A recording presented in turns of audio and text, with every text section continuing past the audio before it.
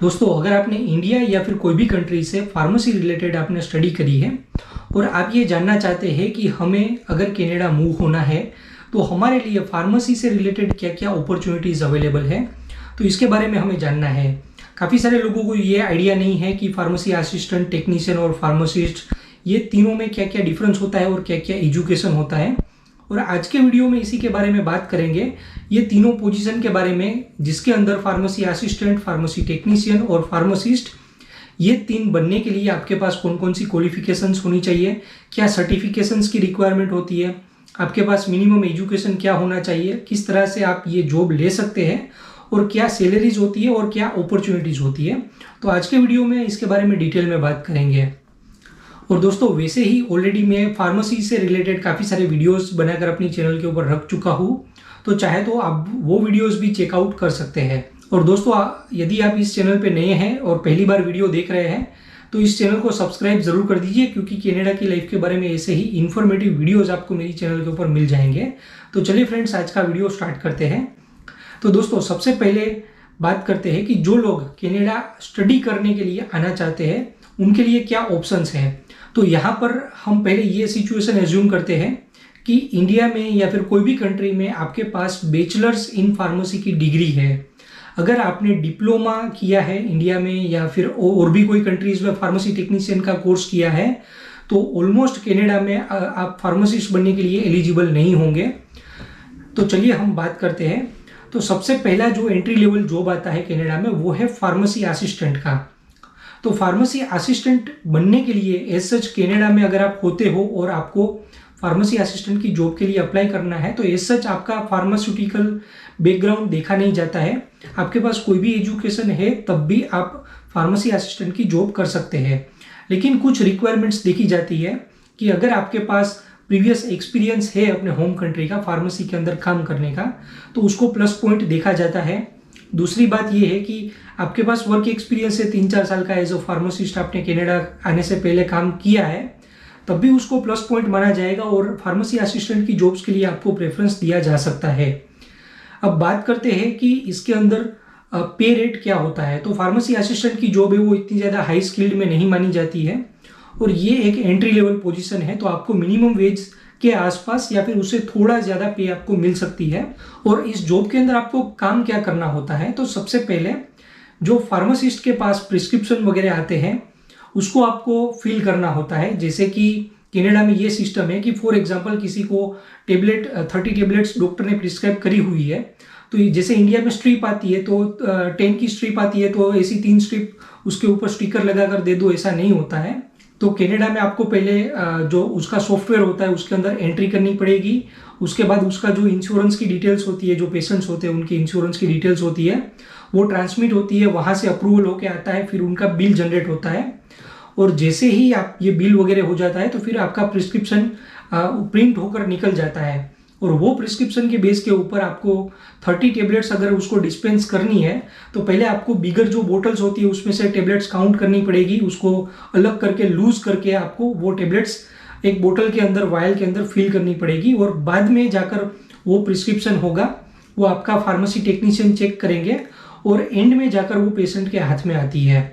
और कनाडा की जो सिस्टम है वो हम ये बोल सकते हैं कि इंडिया वगैरह में बहुत टाइम पहले यूज़ होती थी, जो लूज टेबलेट वाली, वो सिस्टम ही यूज़ हो रही है यूएस कनाडा के अंदर। तो अगर आप इंडिया में फार्मेसी या फार्म डी करके आ रहे हो तो कनाडा की ये सिस्टम है वो काफ़ी आपको ओल्ड फैशन्ड लगेगी। तो इसके लिए अपॉर्चुनिटीज़ क्या होती है फार्मेसी असिस्टेंट के लिए, तो ये सच हाई स्किल वाली जॉब नहीं है, तो आपकी जो पे रेट होगी वो इसके आसपास ही रहेगी। आपके पास थोड़ा अच्छा एक्सपीरियंस होगा और सॉफ्टवेयर के अंदर आपकी मास्टरी आ जाएगी तो फिर आपको थोड़ी हाई पे वाली जॉब मिल सकती है। लेकिन जो एवरेज पे रेट होता है वो ऑलमोस्ट $20 के आसपास होता है, उससे ज़्यादा फार्मेसी असिस्टेंट का देखने को नहीं मिलता है। अब नेक्स्ट बात करते हैं फार्मेसी टेक्नीशियन की। तो फार्मेसी टेक्नीशियन बनने के लिए आपको कनाडा में फार्मेसी टेक्नीशियन का लाइसेंस लेना पड़ेगा। तो लाइसेंस लेने के लिए आपके पास 2 रास्ते हैं। इधर तो आप कनाडा आकर 2 साल का स्टडी करो फार्मेसी टेक्नीशियन का, उसके बाद लाइसेंस लेने के बाद आप टेक्नीशियन की जॉब कर सकते हैं। दूसरा ऑप्शन ये है कि अगर आप इंडिया या कोई भी कंट्री में फार्मासिस्ट है तो पीईबीसी की वेबसाइट के ऊपर जाइए, वहां पर आप फार्मेसी टेक्नीशियन की एग्जाम दे सकते हैं। जैसे फार्मासिस्ट की एग्जाम दे सकते हैं उसी तरह से फार्मेसी टेक्नीशियन की भी एग्जाम दे सकते हैं और उसके बाद आप टेक्नीशियन का लाइसेंस लेकर आप जॉब कर सकते हैं। अब बात करते हैं फार्मेसी टेक्नीशियन को काम क्या करना होता है। तो जैसे मैंने आपको बताया कि फार्मेसी असिस्टेंट है वो प्रिस्क्रिप्शन फिल कर देते हैं। उसके बाद यहाँ पर ये भी होता है कि एक बुक आती है जिसके अंदर आपकी डेली की दवाई जो होती है, डेली डोज होता है, वो बनाई जाती है। तो जो भी मेडिसिन जो फार्मेसी असिस्टेंट प्रिपेयर करके आपको देते हैं वो फार्मेसी टेक्नीशियन चेक करते हैं और उसके बाद वो क्वालिटी चेक होकर पेशेंट के हाथ में जाती है। तो फार्मेसी टेक्नीशियन का काम यही होता है कि उसको टेबलेट देखनी होती है, टेबलेट का शेप कैसा है, उसको वेरीफाई करना है कि ये टेबलेट यही ब्रांड की है और इसी कंटेंट की है। फॉर एग्जांपल टेलमिसार्टन की टेबलेट है, अगर टेवा कंपनी की होगी तो इस कलर की दिखेगी, अगर सेंडोज की होगी तो दूसरे कलर की होगी। तो वो उसको चेक करना होता है और उसको इंश्योर करना होता है जो मेडिसिन फिल करी है वो एग्जैक्ट वही टेबलेट और कैप्सूल है। तो वो देखना फार्मेसी टेक्नीशियन का काम होता है। और अपॉर्चुनिटीज की हम बात करें तो फार्मेसी टेक्नीशियन को यही काम करना होता है और कोई काम करना नहीं होता है टेक्नीशियन को ज़्यादातर। तो उसकी जो पे होती है वो अराउंड $25 के आसपास स्टार्ट होती है और मैक्सिमम $30 और $32 के आसपास देखने को मिलती है। उसके बाद ये जो सैलरी उनकी जो पे होती है वो स्टक हो जाती है, उससे ज़्यादा उनको नहीं मिल पाती है। तो ये एक ड्रॉबैक है। लेकिन एक पॉजिटिव बात ये भी है कि फार्मेसी टेक्नीशियन का स्टडी करने के लिए आपको इंडिया में या कोई भी कंट्री में डिग्री की रिक्वायरमेंट नहीं होती है।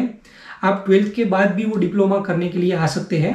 और यदि आपको फार्मेसी टेक्नीशियन का स्टडी करना है तो काफ़ी सारी ऐसी कॉलेजेस है, तो आप सर्च कर सकते हैं गूगल पे कि कौन कौन सी कॉलेजेस है, क्या क्या फीस है और क्या रिक्वायरमेंट है। उस हिसाब से आप एडमिशन ले सकते हैं और फार्मेसी टेक्नीशियन बन सकते हैं।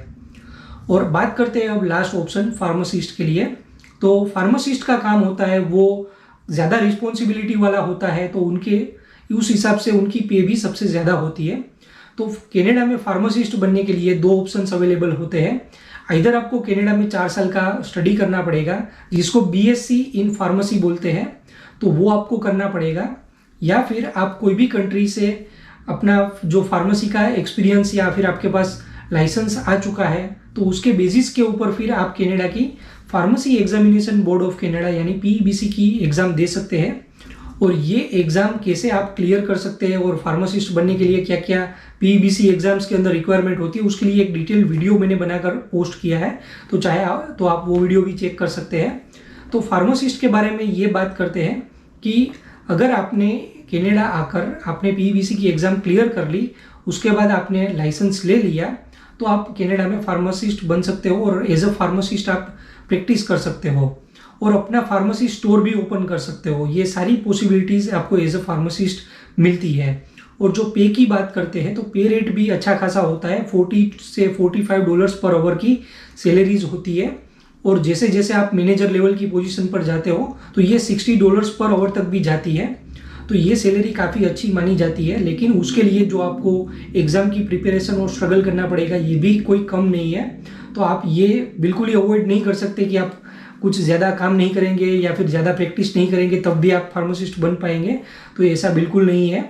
और जो पीईबीसी है वो ये हर बार करती जा रही है कि जो कनाडा में स्टडी करते हैं उनको जो बाहर से लोग आ रहे हैं उनके अगेंस्ट प्रोटेक्ट करने के लिए ये जो एग्ज़ाम्स है वो हर साल डिफ़िकल्ट होती जा रही है। तो लोगों को ये एग्ज़ाम्स क्लियर कर पाना इतना ईजी नहीं है और ये एग्ज़ाम क्लियर करने के लिए ऑलमोस्ट आपको 10 से लेकर $20,000 का एक्सपेंस होता है और ये सब आपको देना पड़ेगा। एग्ज़ाम के साथ साथ कोचिंग भी आपको लेना पड़ेगा। तो ये सारी पॉसिबिलिटीज़ होती है एज अ फार्मासिस्ट कनाडा में काम करने के लिए। तो इस वीडियो में हमने कनाडा में जो फार्मेसी रिलेटेड तीनों रोल होते हैं उसके बारे में डिस्कशन किया, फार्मेसी असिस्टेंट, फार्मेसी टेक्नीशियन और फार्मासिस्ट। तो अगर आपको कोई क्वेश्चन है तो आप मुझे वीडियो में कमेंट कर सकते हैं और आप मुझे मेरे इंस्टाग्राम @RealCanadianLife है मेरा, तो आप वहाँ पर भी मुझे डीएम कर सकते हैं। ये वीडियो आपको कैसा लगा ये आप मुझे कमेंट करके ज़रूर बताइए। और कोई सजेशन हो कौन से वीडियोस के बारे में आप जानना चाहते हैं तब भी आप मुझे कमेंट करके ज़रूर बता सकते हैं। तो चलिए दोस्तों, वीडियो अच्छा लगा हो तो इसको लाइक कर दीजिए, अपने दोस्तों के साथ शेयर कर दीजिए और चैनल पे नहीं आए हैं तो चैनल को सब्सक्राइब करके बेल आइकॉन ज़रूर प्रेस करें। Thanks for watching.